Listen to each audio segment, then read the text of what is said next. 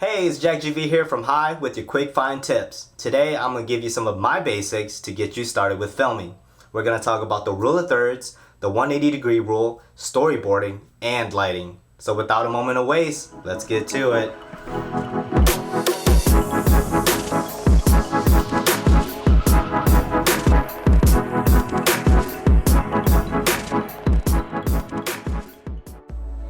Rule of thirds is great for both filmmakers and photographers. It helps them create an emotion. It consists of 4 lines, 2 vertical and 2 horizontal. Knowing this is great when you're starting out as a filmmaker, whether you're doing it professionally or just being a YouTube content creator. It's even great for TikTokers. Let me show you an example on my phone. The good thing about this rule too is that you don't need a camera or anything professional in order to do this. You can simply use your phone by going into your settings and turning on the feature. Now when you're filming with this, there are 4 main areas to pay attention to, which is where the lines cross. Here, here, here, and you guessed it, here. Putting your subject or whatever you want to focus on in these locations will create a more interesting look, like so.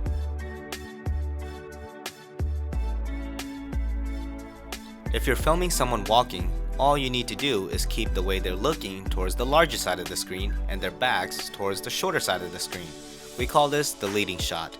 This creates a sense of movement to the audience.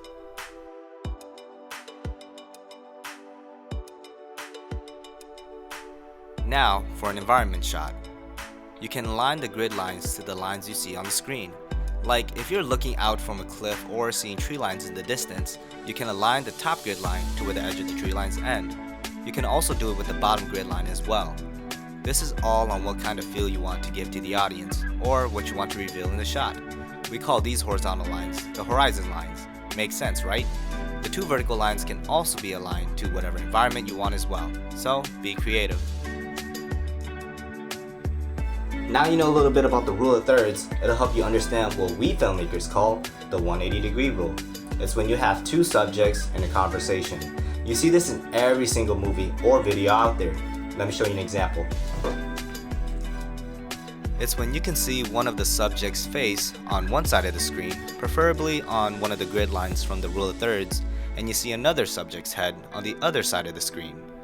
Here is a drawing that will help explain it. You draw a straight line where one subject is speaking directly to the other. You pick one side you want to film and keep your camera shots always on the same side. Here's an example of a quick 180-degree conversation between 2 people. You don't always need to have both heads in the shot. As long as you have one subject facing from one side of the screen and the other subject facing from the other side of the screen, it will all make sense at the end of the day. Next, to storyboarding. Storyboarding is like making a comic book. You create however many squares you want on a piece of paper or something to draw on. These squares represent each shot in a scene. Again, like a comic book.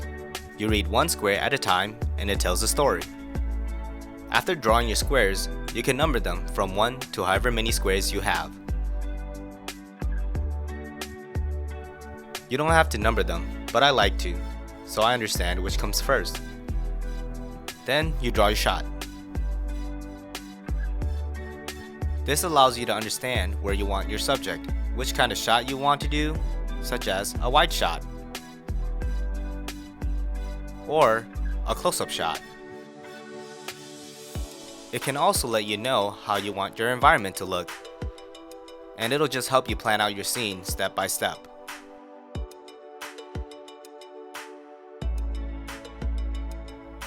Sometimes when I go out to film and I don't create a storyboard, it can get kind of messy. You're constantly going to waste time thinking on the spot, and it might not turn out looking so great post-production. Now, to lighting. This, I feel like, is the most important aspect to filmmaking.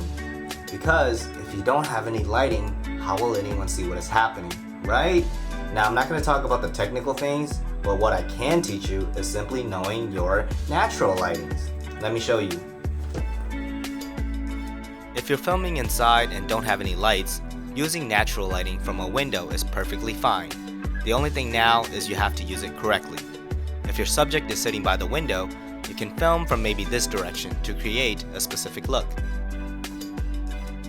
You can also film from this direction if you want to create suspense and hide their face, so the audience doesn't know who they are just yet until the big reveal. Or, if your subject is further away, you can use it as backlight to separate your subject from the background. If you're filming at night, you can always use a lamp to create an interesting shot. A couple of my first videos, I literally carried around a desk lamp just to light up spots that were too dark to film at.